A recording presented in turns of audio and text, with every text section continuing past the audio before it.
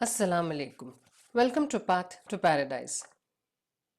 أعوذ بالله من الشيطان الرجيم بسم الله الرحمن الرحيم قصص القرآن الکریم قصہ حضرت نوح علیہ السلام کا حصہ دوم۔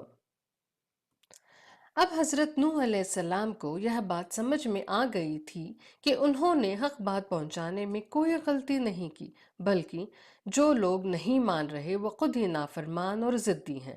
ان کے برے اعمال اور گھٹیا حرکتیں دیکھ کر حضرت نوح علیہ السلام نے اللہ تعالیٰ سے دعا کی۔ نوح علیہ السلام نے کہا، اے پروردگار، تو کافروں میں سے کسی کو بھی زمین پر باقی نہ چھوڑ۔ اگر تو ان کو یوں ہی چھوڑ دے گا تو یہ تیرے بندوں کو بھی گمراہ کریں گے اور ان کی نسل بھی انہی کی طرح نافرمان پیدا ہوگی۔ اللہ تعالیٰ نے حضرت نوح علیہ السلام کی دعا قبول فرما لی۔ اپنے اصول کے مطابق اللہ نے ان ضدی اور نافرمان لوگوں کو ان کے برے اعمال کی سزا دینے کا فیصلہ کیا۔ اس سے پہلے کہ وہ عذاب نازل ہو، اللہ تعالیٰ نے حضرت نوح علیہ السلام کو حکم دیا کہ وہ ایک کشتی تیار کریں تاکہ وہ اور ان کے ایمان والے ساتھی اس عذاب سے محفوظ رہ سکیں جو اللہ کے نافرمانوں پر آنے والا تھا۔ جب حضرت نوح علیہ السلام نے اللہ کے حکم سے کشتی بنانا شروع کی تو کفار نے ان کا مذاق اڑانا شروع کر دیا۔ جب بھی وہ وہاں سے گزرتے ہنسی اڑاتے اور کہتے، واہ، جب ہم ڈوبنے لگیں گے تو تم اور تمہارے ساتھی اس کشتی میں بچ جاؤ گے، کیا ہی بیوقوفی کی بات ہے۔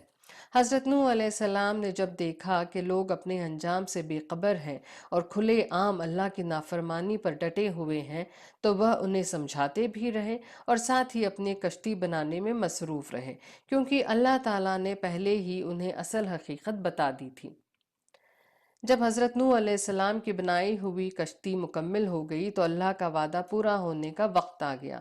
حضرت نوح علیہ السلام نے وہ نشانی دیکھی جس کا پہلے سے ذکر کیا گیا تھا، یعنی زمین کے اندر سے پانی کا چشمہ ابلنے لگا۔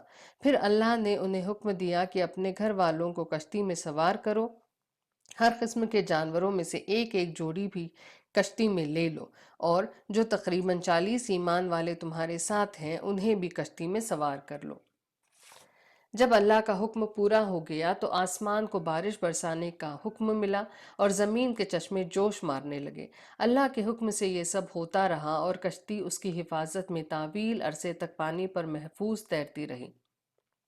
آخرکار تمام ضدی منکر لوگ ڈوب گئے اور اللہ کے قانون جزا و سزا کے مطابق اپنے انجام تک پہنچ گئے۔ جب طوفانی عذاب آیا تو حضرت نوح علیہ السلام نے اپنے بیٹے کنعان کے لیے اللہ تعالیٰ سے دعا کی کہ وہ بھی بچ جائے، لیکن اللہ تعالیٰ نے فرمایا، اے نوح، وہ تیرے اہل میں سے نہیں ہے، کیونکہ اس کے اعمال نیک نہیں، وہ بد عمل ہے، اس لیے ایسی بات نہ پوچھو جس کا تمہیں علم نہیں۔ حضرت نوح علیہ السلام سے اللہ کا وعدہ تھا کہ ان کے اہل کو نجات دی جائے گی، اس وجہ سے انہوں نے کنعان کے لیے دعا کی، لیکن اللہ تعالیٰ نے واضح فرمایا کہ نجات اعمال پر منحصر ہے، رشتہ داری پر نہیں۔ یہ سن کر حضرت نوح علیہ السلام نے اپنی غلطی تسلیم کی اور اللہ تعالیٰ سے مغفرت اور رحمت کی دعا کی۔ جب حکم الہی سے عذاب ختم ہوا تو سفینہ نوح جودی پہاڑ پر جا کر ٹھہر گیا۔ پانی آہستہ آہستہ خشک ہونا شروع ہو گیا اور ساکنان کشتی نے دوسری بار امن و سلامتی کے ساتھ خدا کی زمین پر قدم رکھا۔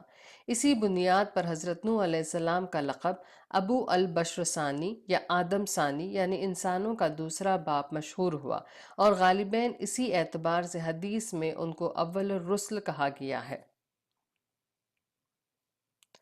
قصہ حضرت نوح علیہ السلام سے یہ نتائج نکلتے ہیں کہ ہر ایک انسان اپنے کردار و عمل کا خود ہی جواب دہ ہے، اس لیے باپ کی بزرگی بیٹے کی نافرمانی کا مداوع اور علاج نہیں بن سکتی، اور نہ بیٹے کی سعادت باپ کی سرکشی کا بدل ہو سکتی ہے۔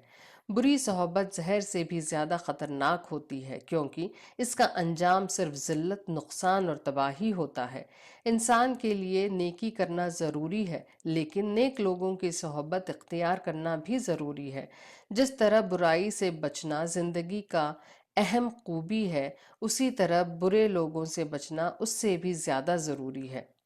خدا تعالیٰ پر صحیح اعتماد اور بھروسہ رکھنے کے ساتھ ساتھ ظاہری اسباب کا استعمال کرنا توکل کے خلاف نہیں، بلکہ یہی توکل علی اللہ کا درست طریقہ ہے۔ اسی لیے طوفان نوح علیہ السلام سے بچنے کے لیے کشتی نوح علیہ السلام کا بننا ضروری ٹھہرا۔ السلام علیکم۔